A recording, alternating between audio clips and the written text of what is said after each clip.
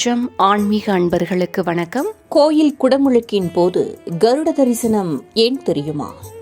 திருக்கோயில்களில் கும்பாபிஷேகம் நடைபெறும் போது அந்த குறிப்பிட்ட முகூர்த்த நேரத்தில் எங்கிருந்தாவது கருடன் வந்து விமானத்தையும் ராஜகோபுரத்தையும் திருக்கோயில் வளாகத்தையும் வட்டமிட்டு பறந்து சென்று விடுவது தவறாமல் நடைபெற்று வரும் ஒரு அதிசய நிகழ்வாகும்.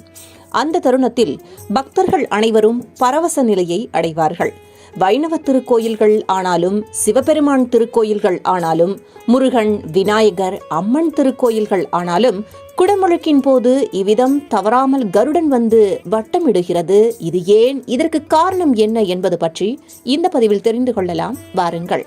பகவான் ஸ்ரீ கிருஷ்ணர் குருஷேத்திர புண்ணிய பூமியில் ஸ்ரீமத் பகவத்கீதையில் பறவைகளில் நான் கருடனாக இருக்கிறேன் என்கிறார்.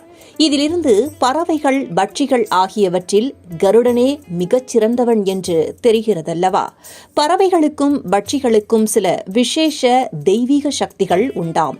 கருடனுக்கு மகாவிஷ்ணுவின் சக்திகள் உண்டு, காகத்திற்கு பித்ருக்களின் சக்திகள் உண்டு, ஆந்தைக்கு யமதர்மராஜனின் சக்தி உள்ளது, பச்சை கிளிக்கு மகாலட்சுமியின் சக்தி உண்டு, மயிலுக்கு முருகனின் சக்தி உண்டு. இதே போன்று நாய்களுக்கும் பல்லி போன்றவற்றுக்கும் சில விசேஷ தெய்வீக சக்திகள் உண்டாம். அஷ்டபந்தன மகா கும்பாபிஷேகம், குடமுழுக்கு, மகா சம்ரோக்ஷணம் என்றெல்லாம் புராதன நூல்களில் கொண்டாடப்படும் பிராண பிரயோக முறை நிலைகளின் போது பறவைகள், பட்சிகள், மிருகங்கள், பிராணிகள், மனிதர்கள் ஆகியோரிடமும் நல்ல விளைவுகளை ஏற்படுத்துகின்றன. அந்த குடமுழுக்கு புனித நீர் அத்தகைய மகத்தான வீரியம் செலுத்தப்பட்டதாகும். கிளி போன்ற சிறு சிறு பட்சிகள் கூட அந்த பிராணசக்தியின் வேகத்தினால் ஈர்க்கப்பட்டு குடமுழுக்கு நடக்கும் தருணத்தில் கோயில் விமானம், கோபுரம் ஆகியவற்றின் மீது பறப்பதை காண முடியும். கருடன் விமான கலசத்தின் நேர் மேலே அங்கு தேங்கி உள்ள மந்திர சக்தியினால் வட்டமிடுமாம். இதே காரணத்தினால்தான் கும்பாபிஷேக சமயத்தில் எங்கே இருந்தாவது ஒரு துறவி அல்லது சன்னியாசி அல்லது ஒரு சித்த புருஷர் அல்லது ஒரு மகா புருஷராவது எவ்விதமோ அங்கு வந்து விடுவார்களாம்.